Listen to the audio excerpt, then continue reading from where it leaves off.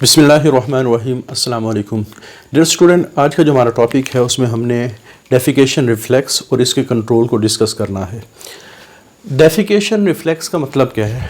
Defecation वो process है जिसमें फेसिस को डाइजेस्टिव सिस्टम से बाहर निकाला जाएगा, यानी पाखाने को जिस्म से बाहर निकालने का जो अमल है वो डेफिकेशन कहलाते हैं। रिफ्लेक्स कहते हैं ऑटोमेटिक रिस्पॉन्स को। रिफ्लेक्स को कहा जाता है ऑटोमेटिक रिस्पॉन्स को। तो इसका मतलब है ये जो डेफिकेशन रिफ्लेक्स है, तो इसका मतलब होगा कि जो पाखाना जिस्म से बाहर निकाला जा रहा है ये ऑटोमेटिक रिस्पॉन्स है, ये हमारी बॉडी खुद ये रिस्पॉन्स प्रोड्यूस करती है। इसका मतलब क्या होगा कि जिस वक्त रेक्टम फेसिस से भर जाएगा तो फेसिस खुद ब खुद जिस्म से बाहर आ जाएंगे। इसका लफ्ज़ी मतलब ये बनता है डेफिकेशन रिफ्लेक्स का। Clear? Under normal condition when rectum is filled with feces it gives defecation reflex। लेकिन आम तौर पे आपने ये ऑब्जर्व किया होगा ये ऑटोमेटिक रिस्पॉन्स नहीं है, बल्कि होता क्या है कि जिस वक्त फेसिस रेक्टम फेसिस से भर जाता है तो फिर इंसान अपनी सोच समझ से डिसाइड करता है अब ये जो पाखाना है इसको जिस्म से बाहर नहीं किस वक्त निकाला जाएगा। जैसे हम कहते हैं ना कि हमने वॉशरूम जाना है, तो वॉशरूम जाने में एक मकसद ये भी हो सकता है डेफिकेशन। क्लियर? वजह क्या है? नेचुरली ऑटोमेटिक रिस्पॉन्स है। बाकी जितने भी एनिमल्स हैं उसमें ज़्यादातर ये ऑटोमेटिक रिस्पॉन्स, इवन जो बच्चे होते हैं 1 से 2 साल तक के, उनमें भी ऑटोमेटिक रिस्पॉन्स है। लेकिन जिस वक्त इंसान बड़ा होता है तो अल्लाह ताला ने इसको सलाहियत दी है, वो इस डेफिकेशन रिफ्लेक्स को कुछ देर के लिए रोक सकता है, उसको अपनी मर्ज़ी के मुताबिक उसको कंट्रोल कर सकता है, रोक सकता है। क्लियर है? ये नेचुरल रिस्पॉन्स, लेकिन इंसान के पास किसी वजह से इख्तियार आ गया है कि वो उसको रोक सके। अब वो इख्तियार कैसे मिला उसको हम डिटेल में डिस्कस करेंगे। तो हम कह सकते हैं in adult it is consciously inhibited, इंसान इसको अपनी मर्ज़ी से रोक सकते हैं। लेकिन जो बच्चे होते हैं 1 से 2 साल तक के बच्चे को इन्फेंट कहा जाता है, उसमें ये जो प्रोसेस है ये इनवॉलेंट्री है कि इंसान अपनी मर्ज़ी के मुताबिक इसको कंट्रोल, बच्चा इसको अपनी मर्ज़ी के मुताबिक कंट्रोल नहीं कर रहा। बच्चे में यही होता है कि उसके जब रेक्टम भर जाता है तो ऑटोमेटिकली ये जो फीसेस हैं वो बॉडी से बाहर आ जाते हैं। लेकिन जो बच्चा बड़ा होता है फिर बच्चा इस रिफ्लेक्स को वॉलेंट्री कंट्रोल में लेकर आ जाता है। अब कंट्रोल ऑफ इजेशन का मतलब ही ये है कि जो इजेशन का प्रोसेस है या डेफिकेशन का प्रोसेस, दोनों का एक ही मतलब है कि expulsion of faeces from the body, कि बॉडी से फीसिस का बाहर निकालना, ये डेफिकेशन भी कहलाएगा, इजेशन भी कहलाएगा। जैसे अभी हमने बात की कि बच्चों के अंदर तो ये इनवॉलेंट्री रिफ्लेक्स है, ऑटोमेटिक रिस्पॉन्स है, लेकिन बड़ों के अंदर ये वॉलेंट्री रिस्पॉन्स है, इंसान अपनी मर्ज़ी के मुताबिक उसको कंट्रोल करता है। रिप्रेजेंट, अच्छा ये जो बच्चों से देखो नेचुरली तो इंसान को ये मिला इन इन्फेंट बच्चे, उसके बाद इंसान ने इसको सीखा कि किस तरह कंट्रोल किया जाए। क्लियर? तो इसका मतलब है कि इंसान के अंदर कुछ न्यूरोलॉजिकल नर्वस सिस्टम से रिलेटेड होती है और मस्कुलर चेंजेस आई हैं जिसने इनवॉलेंट्री से वॉलेंट्री सिस्टम की तरफ वो लेके। अब इसको थोड़ा सा डिस्कस करते हैं कि न्यूरोलॉजिकल चेंजेस से क्या मुराद है और मस्कुलर डेवलपमेंट से क्या मुराद है। अच्छा, नॉर्मली जो रेक्टम के बाद हिस्सा जहाँ से फीसेस ने बाहर निकलना है वो एनस कहलाता है। और एनस की जो दीवार है इसमें 2 किस्म के मसल्स हैं, एक तो इंटरनल स्फिंक्टर के अंदर मसल्स होते हैं, इसको हम कहते हैं स्मूथ मसल, और ये इनवॉलेंट्री कंट्रोल है। और एनस के अंदर एक एक्सटर्नल स्फिंक्टर भी है, और ये जिन मसल से मिलकर बना है वो स्ट्राइएटेड मसल है, वो वॉलेंट्री कंट्रोल रखते हैं कि इसको इंसान अपनी मर्ज़ी के मुताबिक कंट्रोल कर सकता है। तो पहले बच्चों की अगर हम बात करें तो बच्चों के अंदर egestion is a involuntary reflex, egestion involuntary reflex है। और हमारे पास जितने भी रिफ्लेक्स एक्शन होते हैं जो ऑटोमेटिक रिस्पॉन्स होते हैं, रिफ्लेक्स एक्शन जो ऑटोमेटिक रिस्पॉन्स जिसमें हमारी सोचने समझने की सलाहियत नहीं लगती, हमारी बॉडी उसको खुद कंट्रोल करती है। जैसे आपका हाथ किसी नुकसानदेह चीज़ से टकराए, आप पीछे हो जाते हैं, ये रिफ्लेक्स एक्शन कहलाता है। आमतौर पे हमारी बॉडी की जितने भी रिफ्लेक्सेस हैं वो स्पाइनल कॉर्ड उसको कंट्रोल कर रही होती, स्पाइनल कॉर्ड। चूँकि बच्चों के अंदर डेफिकेशन रिफ्लेक्स एक इनवॉलेंट्री रिफ्लेक्स है, तो इसको कौन कंट्रोल कर रहा है? Spinal cord. ठीक है, जो हमारे ब्रेन से मेन नाली निकलती है और हमारी रीढ़ की हड्डी में मौजूद होती है। अब स्पाइनल कॉर्ड क्या करती है? जो ही रेक्टम फीसिस से भरा, रेक्टल डिस्टेंशन का मतलब है कि फेसिस से रेक्टम के भरने से जो इसके ऊपर प्रेशर आया, ये जो फूलना शुरू हुआ, ये फ़ौरन ही इसके अंदर कुछ रिसेप्टर होते हैं जिनको स्ट्रेच रिसेप्टर कहा जाता है। ये मैसेज स्पाइनल कॉर्ड को देंगे और स्पाइनल कॉर्ड फ़ौरन ही इन इंटरनल स्फिंक्टर के जो मसल है इनको रिलैक्स करवा देगा और फेसिस बाहर आ जाएंगे। हमारे ब्रेन तक पैगाम ही नहीं पहुंचा। क्लियर? ट्रिगर का मतलब स्टार्ट करना कि जो रेक्टम है वो फेसिस से भरा तो एक automatic relaxation of annuls internal sphincter शुरू हो जाएगी और जो एक्सपल्शन ऑफ वेस्ट बाहर आ जाएगा। क्लियर? अब सवाल ये है कि बच्चों में ये वॉलेंट्री कंट्रोल क्यों नहीं है? क्योंकि जो वॉलेंट्री कंट्रोल वाले मसल्स हैं वो ये हैं और इन मसल का ताल्लुक हमारे ब्रेन के उस हिस्से के साथ है जिसमें सोचने की, समझने की, सीखने की, याद करने की, फैसला करने की, जवाब देने की सलाहियत है। उस हिस्से को कहा जाता है सेरिब्रल कॉर्टेक्स। ठीक है, याद करना, समझना। तो बच्चों के अंदर वो जब बच्चा पैदा होता है वो वाला जो पोर्शन है जिसको ब्रेन का हायर सेंटर या सेरिब्रल कॉर्टेक्स कहा जाता है, बच्चों के अंदर वो अभी तक डेवलप सही तरह हुआ नहीं होते। पैदाइश के फ़ौरन बाद बच्चों के अंदर वो जो डेवलपमेंट ऑफ वो नहीं होती। हाँ, जो बच्चे की उम्र बढ़ती है वो जो ब्रेन का हायर सेंटर है वो डेवलप होना शुरू हो जाते हैं। यानी इन शॉर्ट कि जो हमारे पास ब्रेन के हिस्से ने जिसमें हमारा शऊर है, मर्जी है, उसने कंट्रोल करना है बाहर के मसल्स को और बाहर के मसल वॉलेंट्री कंट्रोल में आते हैं इंसान की मर्जी के। तो इंसान की जब बच्चा पैदा होता है उस वक्त उसका शऊर, उसकी मर्जी वाला सेंटर डेवलप ही नहीं हुए होते, तो ये वाले मसल उस वक्त काम नहीं करेंगे। ज़ाहिर बात है उनका जो कंट्रोल सेंटर है वो अभी तक बना ही नहीं है इसी तरह, तो ये वाले मसल काम नहीं करेंगे, सिर्फ अंदर वाले मसल काम करेंगे जिनका रूल ये है कि जो ही भरा ये रिलैक्स हो जाएंगे और मटीरियल। तो बच्चों में इनवॉलेंट्री रिफ्लेक्स क्यों है? दिस अकर क्योंकि जिसने कंट्रोल करना है हायर सेंटर ऑफ ब्रेन ने वो अभी तक फुली तौर पे डेवलप नहीं होते। लेकिन जिस वक्त बड़ा होते हैं, एडल्ट्स बनते हैं, जवान होते हैं, तो सेरिब्रल कॉर्टेक्स चूँकि मैच्योर हो जाता है, डेवलप हो जाता है, इसको कंट्रोल करने वाला हिस्सा चूँकि डेवलप हो चुका है, ये कंट्रोल होना शुरू हो जाता है और अब जो हमारे पास रिफ्लेक्स वो बन जाएगा, वो वॉलेंट्री बन जाएगा। ठीक है, और वॉलेंट्री एक्शन कौन कंट्रोल कर रहा है? एक्सटर्नल एनल स्फिंक्टर, बाहर वाला स्फिंक्टर। लेकिन अगर देखा जाए जब इंसान बड़ा होता है तो अंदर वाले जो मसल्स हैं उनका वही काम है जो बच्चों में है। यानी जो ही आप कह सकते हैं रेक्टम फेसिस से फिल हुआ, ये मसल्स रिलैक्स हो जाएंगे। ये मसल्स क्या हो जाएंगे? रिलैक्स हो जाएंगे। सवाल यह है कि फिर बड़ों में इनका क्या फंक्शन है? बड़ों में इनका फंक्शन ये है कि जब तक रेक्टम फिल नहीं होता, ये रेक्टम से लीकेज ना हो, तो उस वक्त तक तो इसको बंद ही रखते हैं ना अच्छी तरह, उस वक्त तक इसको क्या रखते हैं? बंद रखते हैं। अच्छा, जिस वक्त आप कह सकते हैं रेक्टम फिल हो जाता है, ये रिलैक्स कर जाते हैं, इनका अपना कंट्रोल ख़त्म हो जाता है। लेकिन ओपनिंग कब खुलेगी? जब ये वाले रिलैक्स करेंगे और इन वाले जो मसल का कंट्रोल है, जो बाहर वाले मसल्स का कंट्रोल है, वो ब्रेन के पास है, इंसान की मर्जी के मुताबिक कंट्रोल हो रहे हैं। तो इस वजह से फिर इंसान अपनी मर्जी से इस प्रोसेस को जितना मर्जी डिले करना चाहे, जितनी उसकी इस्तात होगी तो वो कर सकता है, या इसको शुरू करना चाहे, जैसे इंसान वॉशरूम में चला गया वो इस प्रोसेस को शुरू कर देगा, या जब तक वॉशरूम नहीं मिलता उस वक्त तक वो इसको रोक के रखेगा।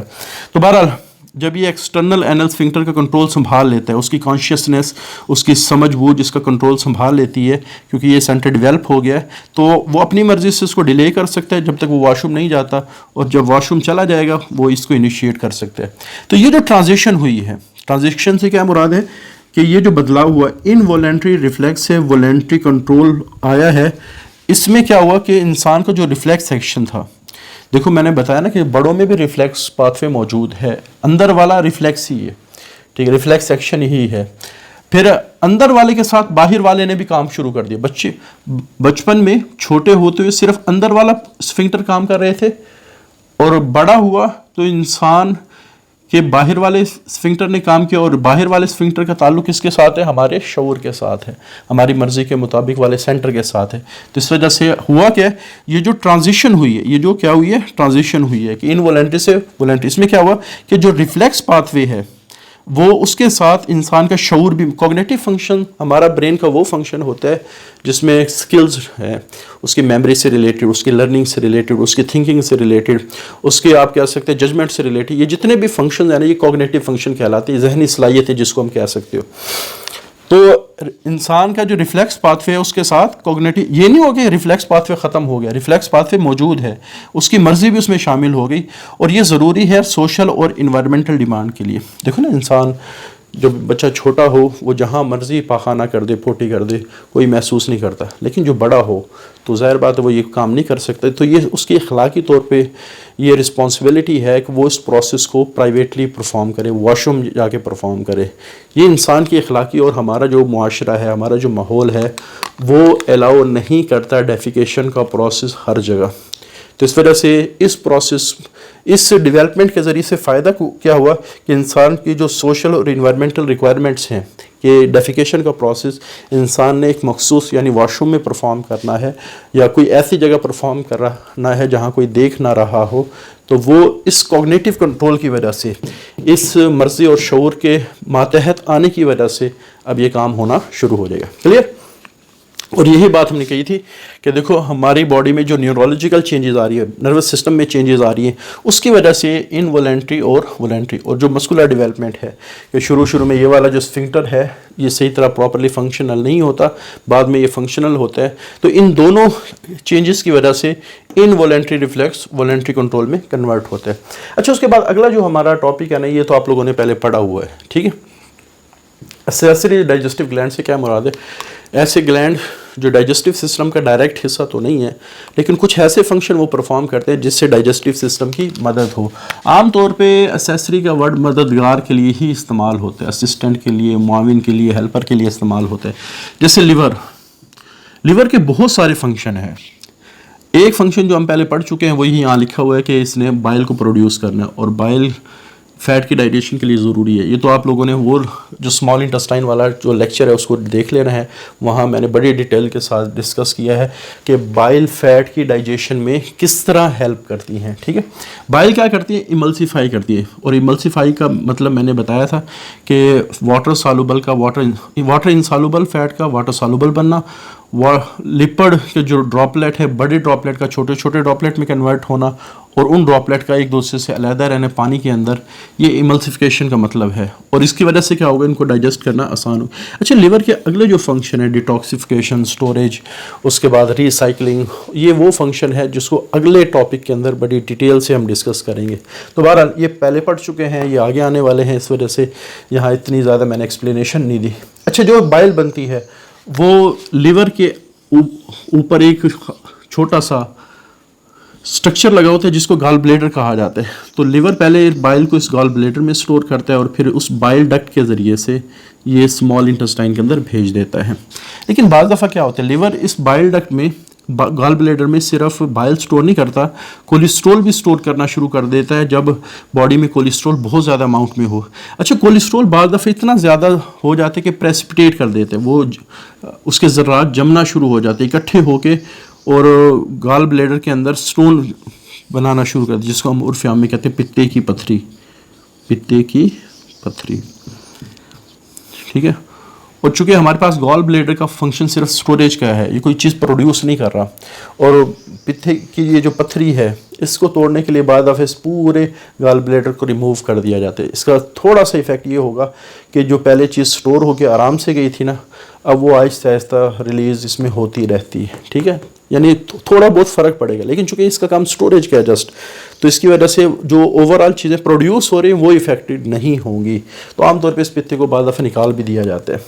तो बहरहाल cholesterol secreted by the liver में प्रेसिपिटेट वो जमना शुरू हो जाता है गॉल ब्लैडर के अंदर और गॉल स्टोन बना देते हैं, जिसकी वजह से बाद दफ़ा बाइल जो है वो रिलीज़ होना बंद भी हो जाती है, इस वजह से इसको रिमूव कर दिया जाए। अच्छा, पैंक्रियाज हमारी बॉडी का एक बड़ा ग्लैंड है, और ये स्टोमिक के आगे वाले हिस्से में, वेंट्रल से मुराद क्या होता है, आगे वाला हिस्सा, जो हमारा पेट वाला हिस्सा है ना, ये अगली जो साइड है हमारी बॉडी की, ये जो वेंट्रल और डॉर्सल है ये हमारी बॉडी की मुख्तलिफ साइड है।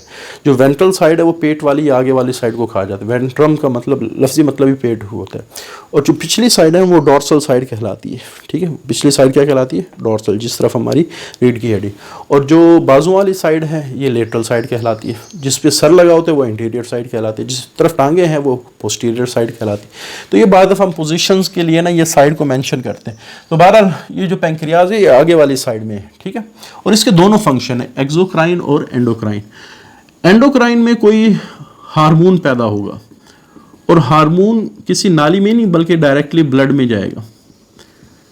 तो ऐसा सिस्टम जिसमें अपनी सिक्रीशन को डायरेक्टली ब्लड में भेजा जाए, किसी नाली में ना रिलीज़ किया जाए, वो एंडोक्राइन सिस्टम कहलाता है।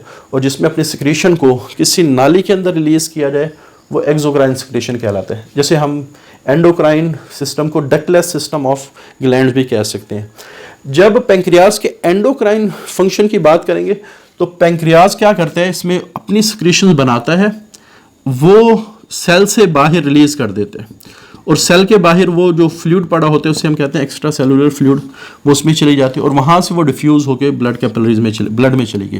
जैसे पैंक्रियास दो किस्म के हार्मोन प्रोड्यूस करते हैं, इंसुलिन और ग्लूकागॉन। दोनों का मकसद है हमारे ग्लूकोज लेवल को ब्लड में कंट्रोल करना। जैसे अगर हमारे ब्लड में ग्लूकोज ज़्यादा हो जाए तो इंसुलिन इसको कम करेगी, अगर हमारे ब्लड में ग्लूकोज कम हो जाए तो ग्लूकागॉन इसको बढ़ा। ठीक है, तो ओवरऑल दोनों के काम करने की वजह से हमारा जो ग्लूकोज का लेवल है वो कंट्रोल में रहेगा। क्लियर। एक्सोक्राइन फंक्शन हमने डिस्कस कर लिया था कि ये पैंक्रियाटिक जूस प्रोड्यूस करता है, और ये पैंक्रियाटिक डक्ट, अच्छा पैंक्रियाटिक डक्ट एंड पे आके नहीं, दोनों डक्ट्स आपस में मिल जाती हैं और फिर वो इकट्ठी ही डुडेनम के अंदर जाती हैं या स्मॉल इंटेस्टाइन के अंदर जाती हैं। तो पैंक्रियाटिक जूस बेसिकली डाइजेशन में हेल्प करता है। ये क्या करता है, डाइजेशन में। तो यहाँ लिवर में बाइल डाइजेशन में हेल्प कर रहा है, और पैंक्रियाटिक जो जूस है वो डाइजेशन ऑफ फूड भी करवाता है, उसमें हेल्प भी करता है। जैसे इसमें काफ़ी सारे एंजाइम्स होते हैं, amylase carbohydrate digesting enzyme, lipase lipid digesting enzyme, इसी तरह trypsin, chymotrypsin, carboxypeptide protein digesting enzyme, nucleus nucleic acid, DNA RNA digesting enzyme. तो ये काफ़ी सारे एंजाइम इसके अंदर होते हैं जिसकी वजह से वहाँ डाइजेशन होती है। इसी तरह बाइकार्बोनेट्स जो स्मॉल इंटेस्टाइन के इन्वायरमेंट को बेसिक बनाएगा, जो इन एंजाइम के काम करने के लिए ज़रूरी है। तो इन सारी चीज़ों का मिक्सचर पैंक्रियाटिक जूस कहलाता है। और ये इसका एक्सोक्राइन फंक्शन क्यों है, क्योंकि ये जो बनाएगा ना वो एक नाली जिसका नाम है पैंक्रियाटिक डक्ट, उसमें डालेगा और डुडेनम में चली जाएगी। तो इस वजह से इसका एक्सोक्राइन फंक्शन है। तो ये हमारा आज का टॉपिक था। इंशाल्लाह अब एक आर्टिकल रह गया है, बल्कि एक नहीं, एक इसी का अगला पार्ट है कि ये जो पैंक्रियाज और लिवर है ये डाइजेस्टिव सिस्टम के हिस्से तो नहीं है, फिर इनको पता कैसे चलता है कि डाइजेस्टिव सिस्टम में खुराक कब आई है। तो हम इसके कंट्रोल को डिस्कस करेंगे। फिर दूसरा एंड पे आखिरी जो हमने डिस्कस किया ना कि लिवर सिर्फ डाइजेस्टिव में बाइल रिलीज़ नहीं करता, काफ़ी सारे और भी काम करता है। लिवर तो हमारी बॉडी का बहुत ही अहम ऑर्गन है और ये काफ़ी सारे फंक्शन परफॉर्म कर रहा है। उनमें से कुछ फंक्शन को अगले लेक्चर में डिस्कस करेंगे। आज के लिए इतना ही। अल्लाह हाफिज़।